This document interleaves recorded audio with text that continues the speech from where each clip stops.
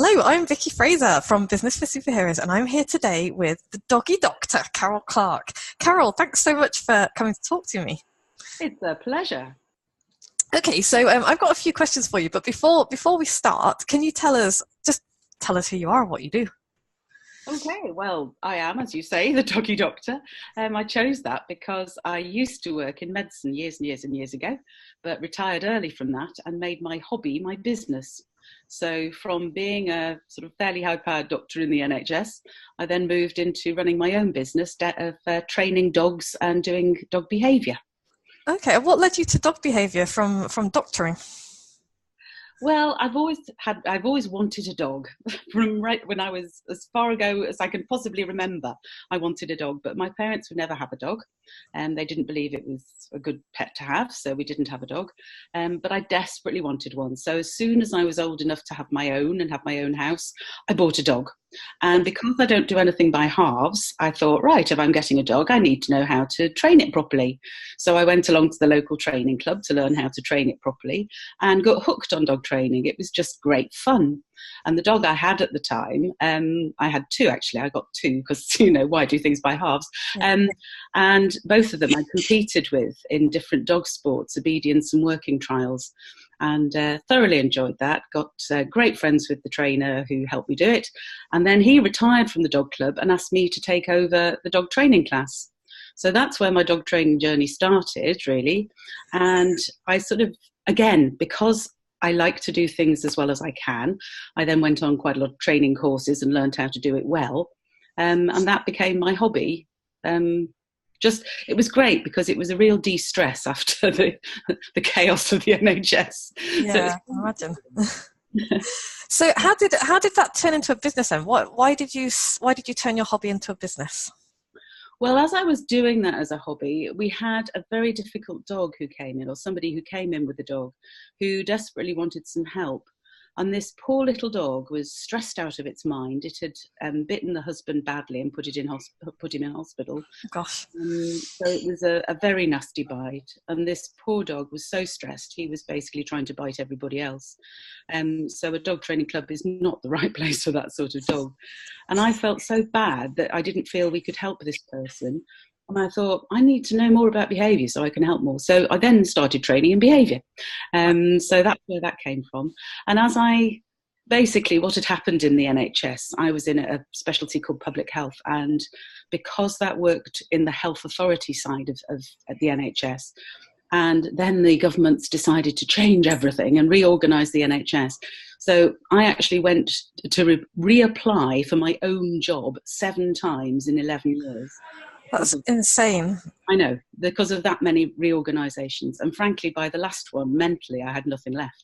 No. I just thought, this is ridiculous. I've got to get out because I can't cope anymore. And so it was really thinking about what shall I do instead? Okay. And I thought, do you know what? I think I might turn my hobby into a business. I knew nothing about business, but I was quite lucky in that the last reorganisation, they actually paid for all the senior staff to go and have some counselling, sort of help from an external firm just to try and sort of see what options were and what things we'd like to do. So I marched into that meeting and she was expecting to talk to me about the NHS and what I wanted to do. And I said, I've decided I want to turn my hobby into a business. How do I do it? Yeah, that was brilliant because it gave me all the basics. She was able to help me with, what sort of business you wanted, how I set it up. I ended up as a sole trader to start off with. Yeah. She gave me all the help on that side, which I knew nothing about, and tax and what to keep, all these things that little bits of business that are so important, but I knew nothing about. So that was great because it really helped me, and she helped me write a business plan, and so it got off to a good start. Oh, cool. Good. That's, you kind of had, I think, because people do the thing that they're really good at and the thing they love, and then they really struggle with the business side of things. So it sounds like you had a little bit of a lucky break almost. After all of the nonsense that came with the NHS, you had a bit of a lucky break with that kind of kickstart the business side of things. Absolutely, I really did. Yes. Do you think that made a difference to the learning curve? Very much so. Very much so. It certainly shortened it. I'd go as far as to say that actually if I hadn't had that support, I probably wouldn't have been able to run the business. Okay. Dabbled and done a few bits of training for friends, and I'd never have set it up as a proper business. Yeah, it's interesting that, because you see so many people dabble and then fail, and it's really sad because they've got these really good ideas, and so I'm very chuffed that that didn't happen to you. So what brought you to the superheroes then? What made you join the superheroes? Well, I met you at one of Don Hodgson's events, the first boot camp that he did, You did. and you came along to do a little talk about writing the book. And I had already written one book, which wasn't brilliant, but it was okay. And that was already out there. And I wanted to write more. And you gave us a brilliant offer on your 90-day course. I did. So being me, I thought I've got to, do this. So I signed up for that and followed that course through and started getting your emails, because you got me on your email list, quite rightly. And obviously you were drip feeding information about superheroes. And it was actually, I think, the February of the following year that you produced, I think, the superhero magazine. I can't even remember what it's called. Chronicle. The Chronicle, yeah. The Chronicle that month was of something that was interesting to me. So I thought, you know what? I'm going to take the plunge and sign up. And I did. Never regretted it for a minute. Yay! It's been fabulous having you here. So, so it was the book writing that really spurred you on to join. Can you remember what the Chronicle was that made you decide that you needed to jump in? I can't remember, but I can have a quick look because they're just here. Oh, if I can find the right section of my books. Look at these. You see, they sit on my desk. That's how often I. Oh, that's not the right one. Hang on. Oh. I was talking to Mike yesterday, and he called them. What did he call them? He called them a marketing library, and I was just like, I've never thought of it like that before. But yeah, I've produced so many of them. The one was here it is. In this packed issue, main feature: how to tell stories that catch your reader and sell. Oh, there you go, storytelling. That was the one that got it, the storytelling one, and that was brilliant. Storytelling. It was a fabulous one, and I was so glad I'd signed up. Oh, good. I'm so glad. And I have been ever.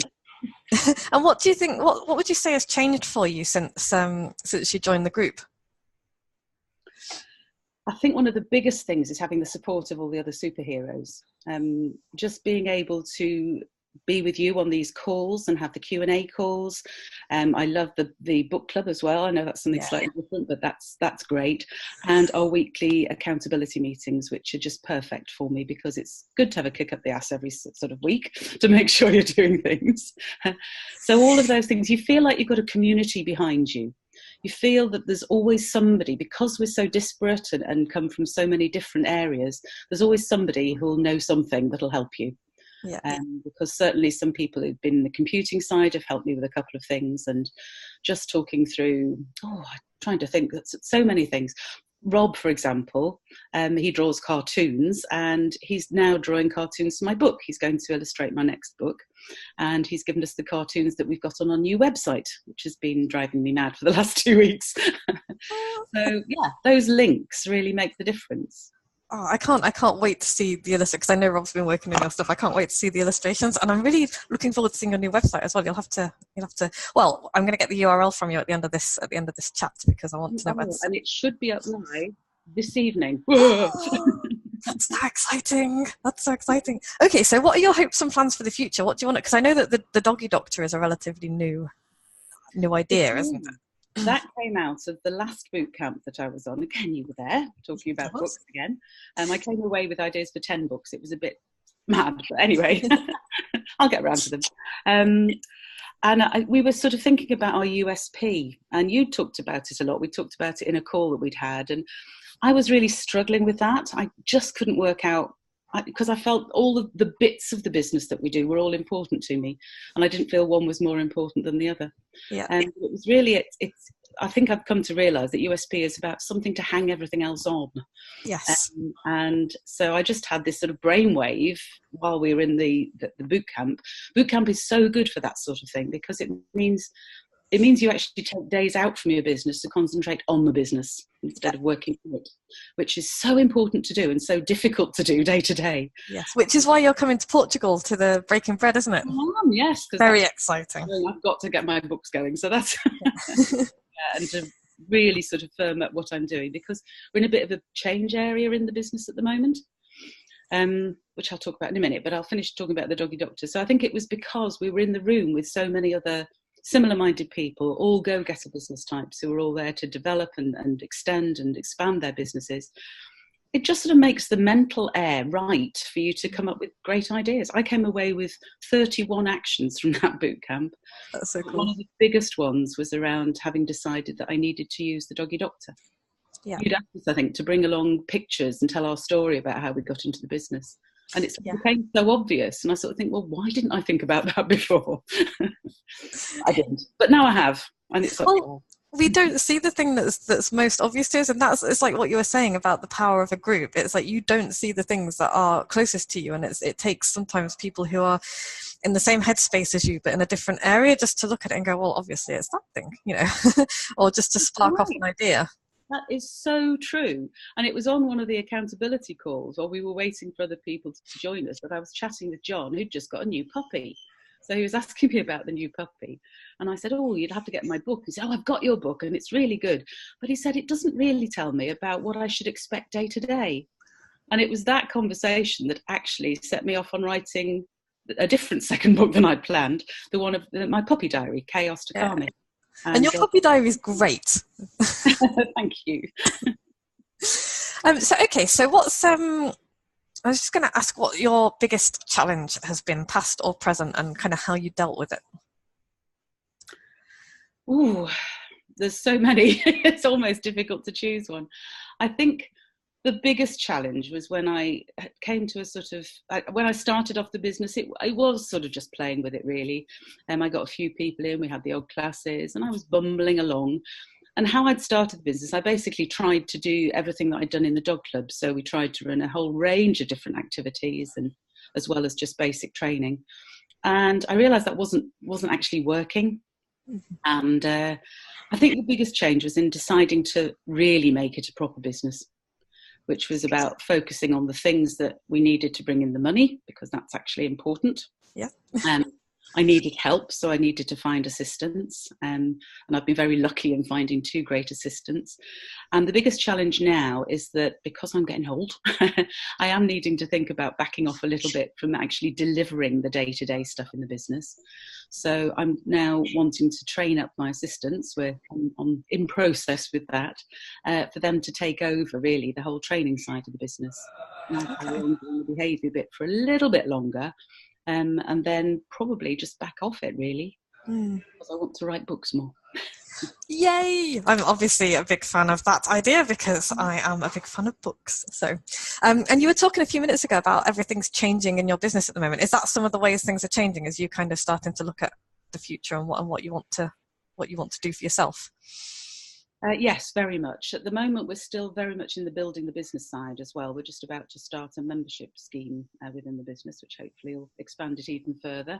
We just, for example, just put up our first online course, and the plan is to do many more of those. And I think I'm looking now. I was looking for how do I get people in so they pay me so I can train their dogs. That was how business started. Mm-hmm. But now it's very much more about how can I make this sustainable? How can I make sure that it's enough to support 3 of us?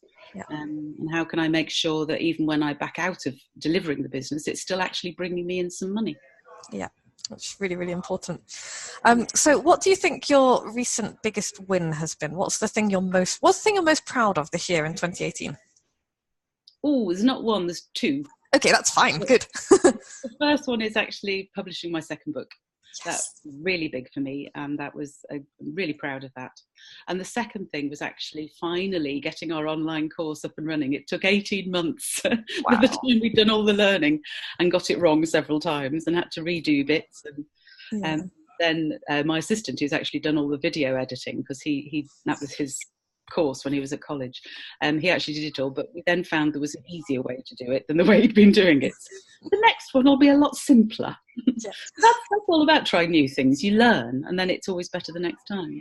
You do, and it's okay to get things wrong, isn't it? It's okay for things to go horribly wrong, because you can fix them and move on, and that's exactly what you've been doing the last year or so. Absolutely, it really is. Yeah, and I really want to make that. I just want people to understand that, because I think people, maybe you feel the same, but I think people go into business and they expect everything to just work and they expect things to be perfect. And then when they don't, they feel like this massive failure. And, you know, I've felt like that and I'm sure you felt like that. And I think the longer you're in business, you realize it doesn't matter. That's right. And I think that's one of the biggest things in terms of how I've grown as a person, because I still get it when if we get a bad review, and we get very, very few, which is why I know every single one of them. But when you get one, you sort of think, oh no, what have I done? How could I possibly have been so awful to that person? And beat yourself up about it, of course, because our brains are wired to do that. And you completely forget about the 300 brilliant reviews you've got, because that doesn't matter against one bad one. And I think I've got a lot better at getting that in perspective and dealing with it better. And also about being honest about when things don't work. We tried last year, I remember, we actually decided to introduce a dog sport called Tribal, which is a sort of new dog sport from elsewhere in the world. And I thought it was great fun and it looked great fun. So I thought people would come and be interested. So I think we got 10 people along to our first session, which was great. And by the fourth session, we got 2. So we drew a veil over that one. That was definitely not the right way to go, but it didn't matter. Yes, we'd spent money on the equipment for it, but hey, I can sell that on eBay or whatever. It doesn't matter. And I think the key is to keep reviewing and keep analysing and keep records of what happens and look at it and be honest. Because I think if we actually were enjoying it ourselves and would have probably carried on, but it wasn't right for the business. Yeah, that's such a good lesson. Is just one of my favourite quotes is from Samuel Beckett. It's that, you know, try once, fail, try again, fail harder, something like that. And I just love that saying because it sums up business basically. Yes. And what's that Oscar Wilde one about? If you keep doing the same thing, you just get better at doing it badly or something. I can't remember the quote now. But yeah, I can't remember that either. Yeah, good quotes to remember. I'll have to look it up now. Yeah. Cool. Okay. And what are your plans for next year? What would you like? What would be a big win for you next year? What's your big goal? The big goal next year would be to get a second online course up and start to get people wanting to buy those and getting a good audience for those and building that up. That's the biggest marketing challenge I think for us this year, which I want to beat and get on top of. And the second thing is actually starting to move the training side to my assistants. Cool. The aim is by the end of this next year that I shall have backed out of a lot of the day-to-day training and be still doing the behaviour work because it'll take a few more years to train the others up to do that. But still do a bit of that and be writing more. That's the aim. Good. I'm so glad. Why didn't I mention my third big winner this year? Because I've got 3. The third one was getting a virtual assistant. Oh, yay. Oh, that has been wonderful. Awesome. And that I'd never even have thought of that if I hadn't been a superhero. Oh. You were talking about Harriet and other people were talking about what they do. And I thought, this is daft. Why don't I do this? And it's so important. What have you found as, how has that changed your world? Because it's got rid of all the admin. And I didn't realise just how much time in total I was spending doing stupid admin things, you know, writing out to people to remind them their course was coming and checking they'd got an email to, you know, all of this stuff, which wasn't automated at all. And now it all goes to her. And she's brilliant at it because, of course, I'm not good at that. I'm not an organised, do everything in, you know, I'm an ideas person. I'm a creative type, so I don't do organisation terribly well. She does, and it's so important to get the right people to do the jobs that you're not good at. Yeah, being honest and knowing what you're not good at is the first stage, obviously, but then find somebody to do it for you. In the long run, yes, it costs, but it's so much better. Yeah, and you know the stuff that you're outsourcing that costs money, it frees you up to do the stuff that's going to make you more money than that in the long run. But I honestly believe that getting that virtual assistant in June is the reason we finally got the online course out in November. Yeah, because I just wouldn't have done it. I wouldn't have had time to be able to concentrate on it and do it. No. We had the time to be building. We've got now a library of podcasts and other stuff that's going to be part of the membership site. We wouldn't have the time to do those or organise them. So it's the amount of time it's freed up is disproportionate somehow to the actual time it was taking, which sounds mad, but is. Yeah, I found Harriet to be worth her weight in gold. It's been incredible. I couldn't do without her now. Yeah, things like just putting your posts up on Facebook. We now post every day or so, and she just does it all. I don't have anything to do with it. She just reposts my emails and things like that, and other things I tell her about. It's great because I don't have to worry about these things because I'm absolute crap on computers. Luckily, she isn't. Yes, I know what you mean. Bloody technology. Yeah. Okay, so yeah, if somebody was thinking of joining the superheroes, what would you say to them? Do it. Simple as that. Do it. It's such a great group of people, very much like-minded, go-getter type people who aren't going to go, oh no, that's too hard. It's more about, well, how can I get around this? This seems insurmountable at the moment, but I know it isn't with the help of you guys. Yeah. And that it's that sort of real positivity and real, yes, we're in it together, and yes, we'll find some way around it. And one of us will know something, and we'll just need to talk about it enough, and we'll come up with the answer. Yeah. It's that mentality, I think, that's so important to me, because it helps me because all of us get days when we think, why the heck am I doing this? Yeah. Why? And it's crazy, really. And oh no, it's just too hard. I can't do it anymore. And I have many fewer days than that, like that at the moment now, because of things like the superheroes, which are there to support you. Oh, I'm so happy to hear that, because that's the thing. So it's like, I think a lot of the groups, the kind of the leaders of the groups are kind of like, oh, come and do me. And I'm like, no, the power of this group is not me, it's the people that are in it, and it's because it helps me out as well, and it's just like, just bouncing things off people, and it's just, you guys are just awesome. So I think the lovely thing is that we all think that about everybody else, and I think that's brilliant. Yeah, it's really cool. There's no nastiness, everybody's in it because everybody wants everybody else to succeed, and I think that's just wonderful. It's a lovely just feel about it. Yeah. Very positive, and that's important for me.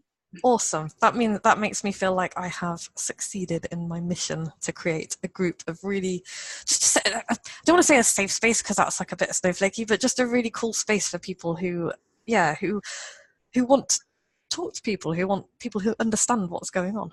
Yes. I think that's a really key point, the understanding what's going on, because only other business owners who are running their own business can understand the pressures that you're under, and the pressures that, and the crazy things and the ups and the downs and everything like that. And it's great to be able to share the ups as well as get help through the downs, and it's good. Yeah. Well, thank you so much, Carol. I really appreciated this. I love talking to you. Where can people find out more about you, and where can they buy your books?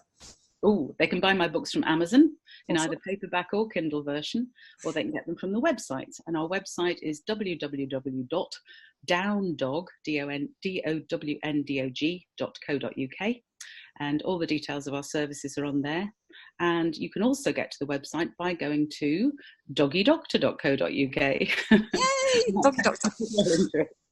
So there's two websites, but yeah, and it should be up by tonight. Excellent. Thank you so much. Carol, this has been completely awesome. I really appreciate you talking to me. I'm really enjoying these interviews. I don't know why it's taken me so long to start them. So thank you very much. I'll see you in the superheroes. Indeed you will. Thank you.